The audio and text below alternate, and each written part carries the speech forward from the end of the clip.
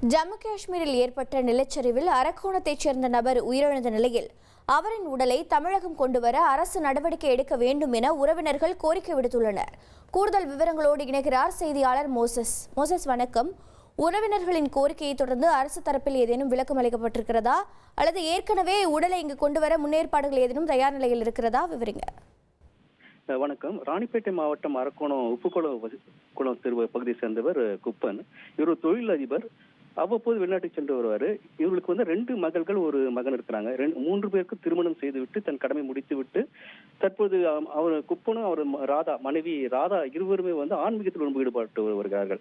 ஆகவே அவ்வப்போது ஆன்மீக பயணமாக சுற்றுப்பயணம் போயிட்டு வருவாங்க. இந்நிலையில் முதல் முறையாக கடந்த சில நாட்கள் ஜம்மு காஷ்மீருக்கு உள்ள வைஷ்ணவி கோயிலுக்கு நண்பர்கள் மற்றும் ஆன்மீகவாதிகளோட 10க்கும் மேற்பட்டவரோடு சென்றிருக்கிறாங்க.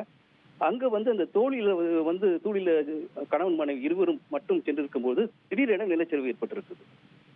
இந்த நிலச்சரிவுல பாத்தீங்கன்னா அவருக்கு கணவர் குப்பன் மற்றும் இறந்து விடுகிறார்.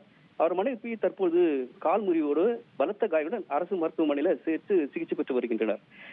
இந்நிலையில் குடும்பத்தினர் தற்போது அந்த உடலை மீட்பதற்காக அவருடைய மகன் சென்றிருக்கின்றாரு. இந்நிலையில் அரசு அதுக்கான உதவிகளை செய்ய வேண்டும் என்று அவருடைய கோரிக்கை இருக்கிறது. தகவல்களுக்கு நன்றி மோசஸ். ஜம்மு காஷ்மீரில் ஏற்பட்ட நிலச்சரிவில் அரக்கோணத்தைச் சேர்ந்த நபர் உயிரிழந்த நிலையில் அவருடைய நண்பர் தெரிவித்த கருத்துக்களை தற்போது பார்ப்போம். 10 பேரை போனாங்க. அதில் 2 பேர் மட்டும் இவங்க மட்டும் தான் போனாங்க. வெளியே டோலியில் போனாங்க. டோலியில் போகும்போது எதிர்பாராத மாதிரி ஆகிடுச்சு சார். இது காலையில் போகும்போது இந்த மாதிரி ஆகிப்போச்சு. அவங்களுக்கு எத்தனை பசங்க? 3 பசங்க சார். 2 பொண்ணு, ஒரு பையன். அவர் எல்லாரும் மேரேஜ் ஆகி போச்சுங்க. அப்போ நம்ம தெருவில் அமைதியான எல்லாரும் நல்லா பேசுவார். நம்ம தெருவே சோகமாக வந்ததுனால நேற்று ஃபுல்லாக ஒரே கஷ்டம்தான். எங்களுக்கு பண கஷ்டம்தான்.